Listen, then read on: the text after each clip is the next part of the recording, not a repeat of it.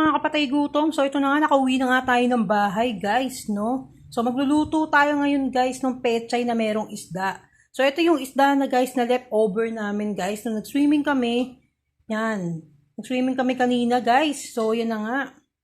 No? So hinimay-may na natin. So frozen siya guys. So wala na siguro mga tinik yan guys. No? So yan. So talagang ito na ngayon yung gagawin natin na pechay na talagang may natural talaga na isda na talaga siya na fish guys na inihaw. So yan yun guys. So nagkaiba-init na tayo guys ng ng ating kalan. Then magbibisa na tayo ng ating sibuyas at bawang guys. So pinagsasabay ko na yung sibuyas at bawang guys. Para wala nang una pa sibuyas, una pa yung bawang. Pagsabayin na natin guys kasi pare-parehas lang namang maluluto yan. Diba? So yan, sabay-sabay na. Huwag ka tayo mag-inap eh. Huwag na tayo mag-inap sa pagluluto natin. So kailangan na natin pagsabayin yan. So yan na nga. O diba? Gisag-gisa ever sure ba na tayo na yun guys. So yan. Gisag-gisa na tayo.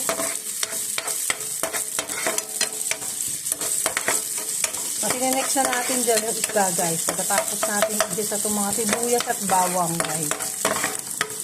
Yan. Yung sibuyas at bawang guys, hindi ko na masyado siyang bina-brown guys, no? Dahil mas masarap kasi na kainin yung ganyan na raw, na hilaw siya, diba? Mas masustansya nga yung ganyan kaysa niluluto natin. So, inahayaan ko lang ganyan, lalagay na natin yung isda. So, yan yung isda guys, nilagay na natin yung ating leftover na mga isda kahapon. So, nakita nyo naman, nag-iyo kami guys, diba? So, ayan. So, meron pang sumasabay dito, nag-video ko. Sabay-sabay lang. So, yan na nga, guys. So, ganyan yan, guys. Pag umano na yan, saka natin sa titimplahan.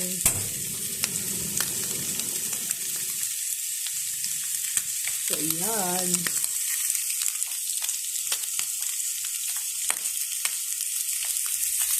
Patakpan mo na. So, ito na nga, guys, na natin. Dinudurog-durog natin, guys. Ni-check natin kasi may nakalusot na tinik. So, yan. Ni-check lang natin, guys, kung wala na siya kasing totaling tinik, guys. So, nakakatakot nga lang yung mga tinik nito, guys. Grabe. So, kahapon, hindi ako nakapag-vlog habang kumakain kami nito. Guys, tong isda na to kahapon, sobrang sarap niya, guys. Dahil kasi may hinahalo si Rizalito dito sa isda na to na para siyang, basta may nahalo siyang taba, eh. Hindi ko alam kung saan binibili ni Rizalito yun.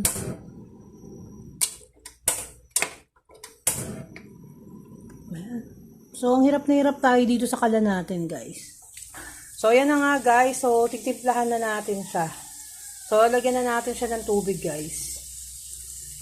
So, ayan na nga, guys. Kumukulo na. So, lalagyan lang natin, titimplahin natin yan, guys, no?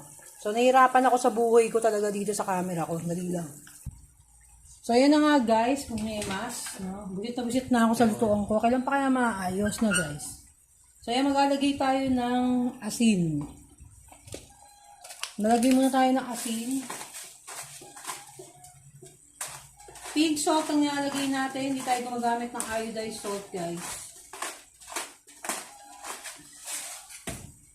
So yan, habang kumukulo yan, checking ko muna, guys, kung mayroon pang mga tinik-tinik dito, guys, no? Checking muna natin maigi yung ating fish. Kung may tinik pa. Yan. Magpapalit tayo ng pan dahil kasi maliit pala itong ginamit natin guys sa kapon yung sabaw.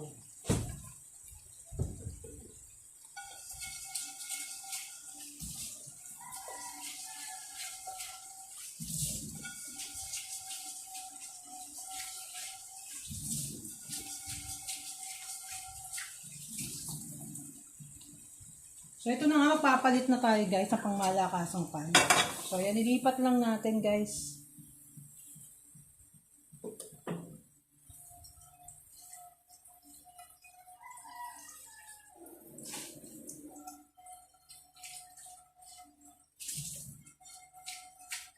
So, ayan lang natin siyang kumulo ng katsurbahan. Ayan natin siyang kumulo.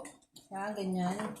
So, checkin muna natin ulit kung meron pang natitirang May mga nakakalusot na tinik-tinik dyan, guys. Kasi very delicate talaga, guys. Pag mayroong mga tiniks, guys. No? So, yun na nga. Lagyan na natin ng paminta. So, marami tayong paminta maglagay, guys. Kasi ang paminta ay napakasarap, guys. Gusto natin yung pepper. So, yan na. Nababahin na ako, guys. So, yan na naman yung paminta, guys. Nakakabahin. So, yan natin ganyan. Yan natin maluto. Maigi. So, kuhanin ko na yung ating pechay na pangmalakasan, guys. Talagang pechay na pechay ito. So, kuhanin na natin yung pechay. Ilagay na natin dyan. Ang mga sariwang pechay. Nagaan na natin yung nagtitinda kanina yan, guys. Grabe. Buti na lang nahanap natin yung nagtitinda. At sasalubong natin yung nagtitinda ng mga pechay, guys. So, ano yan, 3 tali na itong nilagay natin, guys, na pechay. Para hindi na tayo mabitin, guys. Ayaw natin nabibitin tayo. Dahil ang pangit nun pag nabibitin tayo, guys, no? Huwag tayo mabitin.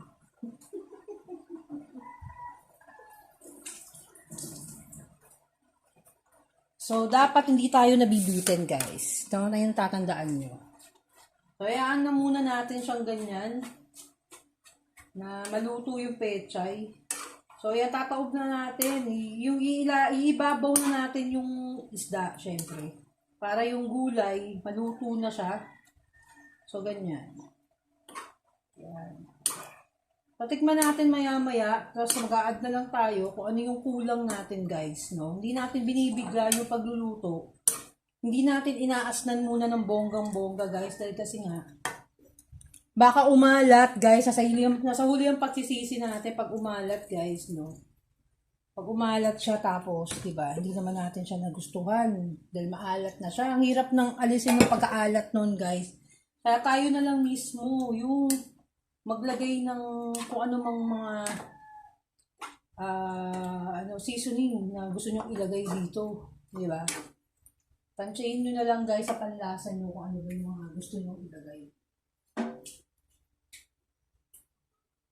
Kasi merong mga ibang kumakain na ayaw nila ng maalat, di ba? Sila na yung mismong nag-a-adjust. Dadagdag sila ng toyo, di ba?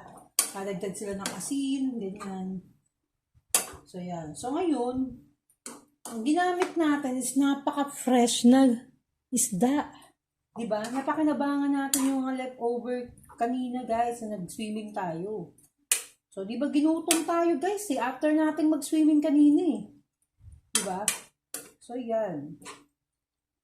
So, yan. Lakasan ko lang ng konti yung apoy dahil kasi nababagalan na ako sa takbo ng buhay, guys. Kayo ko ng ganon. So, medyo wala nga siyang lasa, guys. So, ang gagawin natin dito is, lagyan na lang natin siya ng patis, guys. Konting patis lang, tapos the rest, asin na. Konting patis lang ilagay natin. So, ngayon lang tayo gumamit ng patis, guys, di ba, sa pagluluto natin. Hindi tayo masyadong gumagamit ng patis kasi mas maganda kasi talagang gamitin is salt na pampaalat natin. Pampalasa. Yun, nakalasa na siya, guys. Guys, nakalasa na siya. So, yan. Pakuluan lang natin siya ng pakuluan, guys, hanggang sa maluto ng konti yung ano natin. So, sa tingin ko, maglalagay pa ako ng paminta. Kinulang to dahil kasi nga, naglagay tayo ulit ng tubig para maluto ng maigi yung gulay at yung ating isda. Diba? So, ganyan-ganyan lang yan, guys. Yan.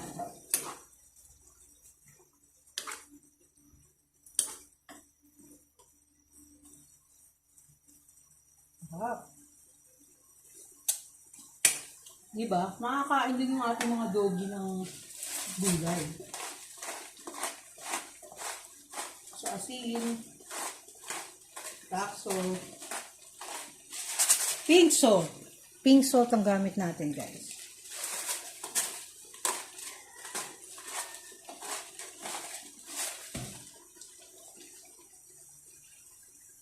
Hindi ko alam kung naharangan ko ba. Ayan. Sobrang fresh ng ating pechay, guys. Sarap.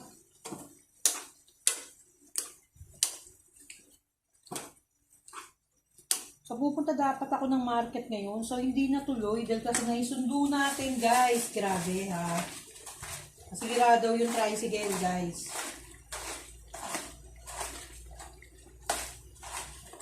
Nakakangawit mag-ano ng pinso, no? Sakit sa braso. Ikot ng ikot.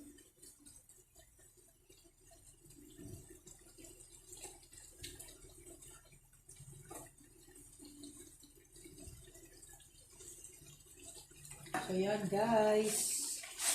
So, hindi ko na masyadong lulutuin yung gulay, guys, kasi pangit yung labog na yung gulay. Guys, hindi ko na masyadong yung gulay. So, luto na naman kasi yung isda, guys. Kaya okay na yun na umiinit siya, diba? Yan.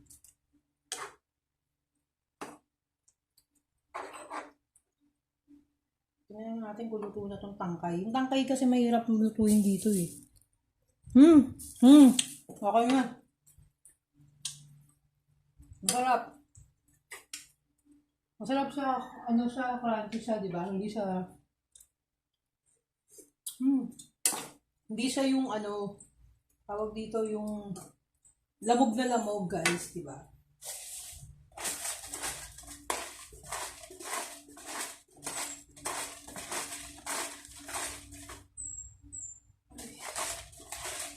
So, yan. Yan. So, yan na, guys. Nakikita nyo ba? Naharangan ko ba? Hindi. So, yan lang na muna natin ganyan.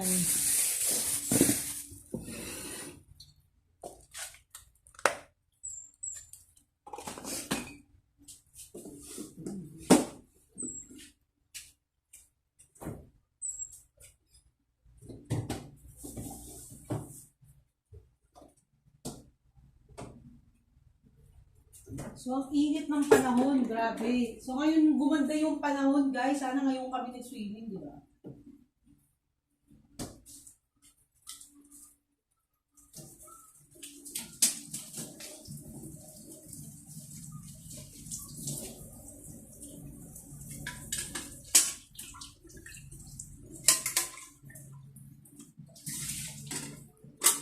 So, yun na guys, tapos na ang aking niluto. So, sana nagustuhan nyo ang aking niluto ngayon. So, gawa na rin kayo ng ganyan, ng pechay na merong asin talagang fresh na isda talaga, guys. So, sa mga hindi pa nag-subscribe sa akin channel ni Amor Vlogs, mag-subscribe na kayo, guys, at comment down below. Babu, guys, babu. Mga patay gutom, babu. So, ito na nga, nakaluto na tayo ng pechay, tsaka itong ating sariwang-sariwang pechay, at itong ating guys, nahihaw natin. So, yan yung sinahog natin, guys, dito. Sa ating na pechay.